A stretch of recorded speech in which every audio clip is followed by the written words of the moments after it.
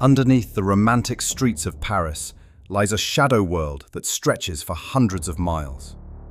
While tourists walk above in the sunshine, 6 million silent residents wait in the eternal darkness below. This is not just a graveyard, it is an empire of the dead built from the bones of history. But the story of how they got here begins with a horrific crisis in the 18th century. The city was growing too fast, and its cemeteries were overflowing beyond their breaking point. The central burial ground, Les Innocents, had become a festering mountain of decomposition.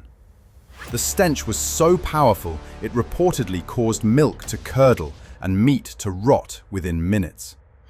Then came the night the earth finally gave up, and the nightmare spilled into the homes of the living. The basement wall of a restaurant collapsed, flooding the cellar with rotting corpses from the cemetery next door. The city realized it had to act immediately before disease wiped out the entire population. They looked downward, remembering the ancient limestone quarries that had built the city itself. These tunnels were dangerous and unmapped, a labyrinth left behind by Roman miners centuries ago. King Louis XVI ordered the massive transfer of bones to these underground voids. The operation took place only at night to avoid panicking the superstitious citizens of Paris. For decades, procession after procession of black carts carried the remains of millions into the dark. Priests walked alongside the wagons, chanting prayers for the disturbed souls of the ancestors. Once underground, the bones were initially just thrown into piles, a chaotic mess of humanity. It was a disorderly dump until one man, Éricard de Thury, decided to turn death into art. He ordered the bones to be stacked in walls, creating the decorative facades we see today.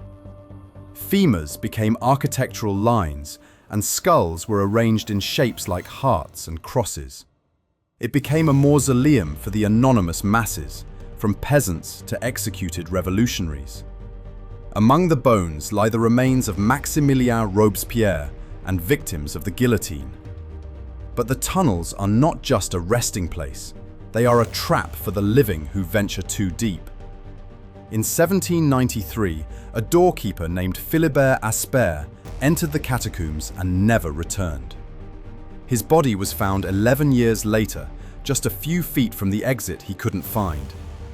He is buried exactly where he died, a permanent warning to those who lose their way.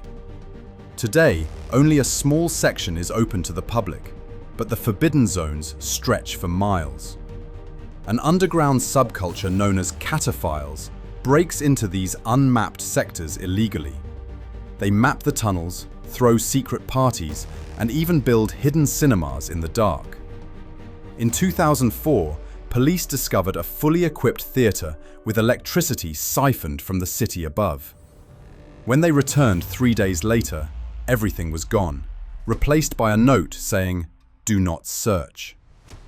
The catacombs are a city beneath a city, with its own rules, police, and ghosts.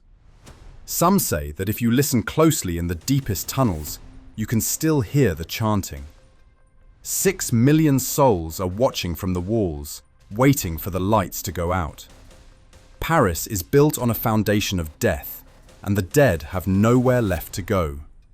The empire of the dead will outlast the city of the living above it.